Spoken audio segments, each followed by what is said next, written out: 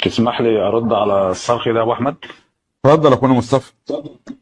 طيب، صرخ جاء وقال لنا اعرضوا حديث البخاري ومسلم على القرآن موافقين، لكن بشرط واحد.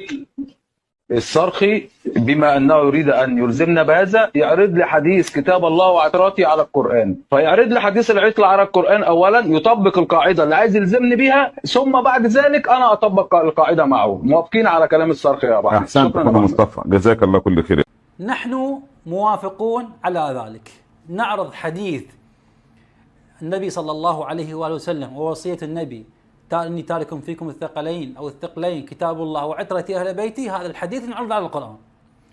ويبقى الإلزام والمطالبة، تقولون نجيب، سنعرض أحاديث البخاري على القرآن بشرط أن تعرضوا حديث الثقلين كتاب الله وعترة أهل بيتي تعرضوه على القرآن. سنعرض هذا وسنجيبكم.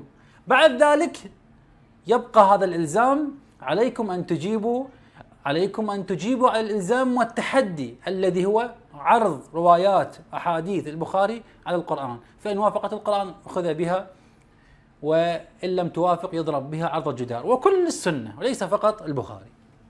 الفكرة أن النبي صلى الله عليه وآله وسلم لم يترك الأمة سدى في التشريع، لم يترك الأمة بلا راع، لم يترك الأمة سائبة ويعتمد على شعيط ومعيط ومن يجتهد من ذاته ومن يلعب ويدخل أحبار اليهود ويتصرفون ويدخلون في داخل المجتمع الإسلامي ويبثون أكاذيبهم. والذي قال لنا لتسلكن سبل الذين كانوا من قبلكم حذو النعل بالنعل والقذة بالقذة. إذن ما يحصل في الأمم السابقة سيحصل على أمة النبي صلى الله عليه وسلم، والنبي حكيم وملتفت لذلك.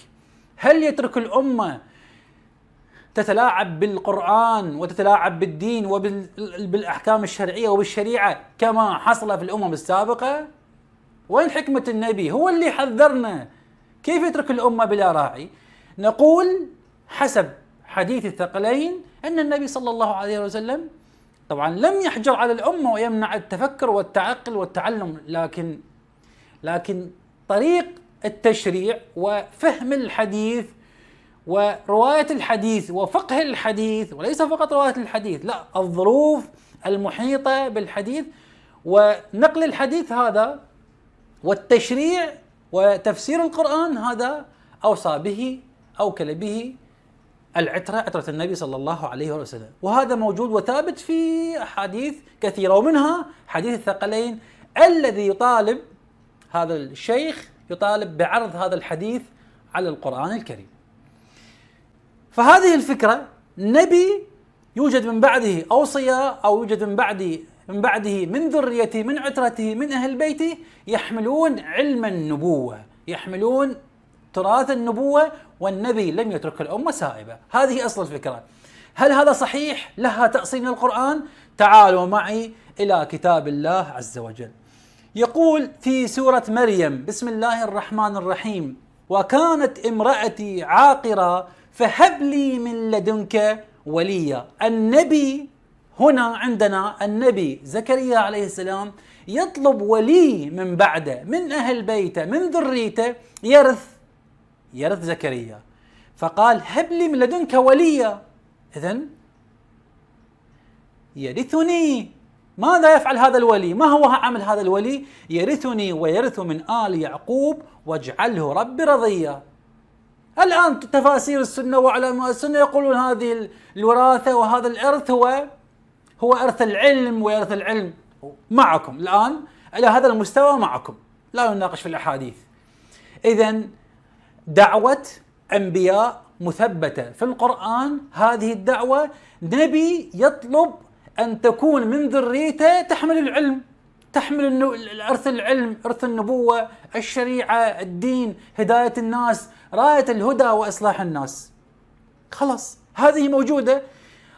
هل الله سبحانه وتعالى استجاب لنبيه زكريا وجعل الوراثة من بعده؟ هذه الآيات: يا زكريا إنا نبشرك بغلام اسمه يحيى لم نجعل له من قبل سميا. فالله سبحانه وتعالى استجاب دعوة النبي بأن يوجد من بعده أوصياء ورثة من أهل بيته، هؤلاء يحملون علم النبوة، يحملون الشريعة، يحملون راية الهدى.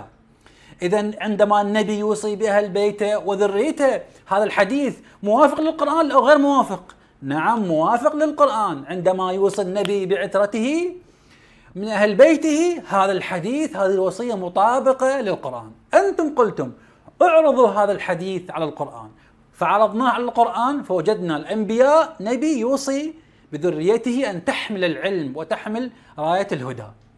إذن حديث النبي إني تارك فيكم الثقلين كتاب الله وعترة أهل بيتي، هذه الوصية مثل ما استجاب الله دعوة الأنبياء يستجيب دعوة النبي محمد صلى الله عليه وسلم. مثل ما النبي هنا يرث نبي هنا، لكن وصايا من بعده، هنا أيضا أوصياء من أهل بيت النبي محمد، لا نقول معصومين لكنهم تشريع. نحن نعتقد بالعصمة، قلنا العصمة لا نعتقد بها، لم تثبت العصمة، لكن مع عدم الاعتقاد بالعصمة هؤلاء يرثون. نبي يرث نبي هنا، ودعاء النبي أنه يريد شخص يرثه ويحمل العلم ويحمل إرث النبوة، هنا أيضا أهل بيت النبي يحملون إرث النبوة. إذن الحديث مطابق للقرآن.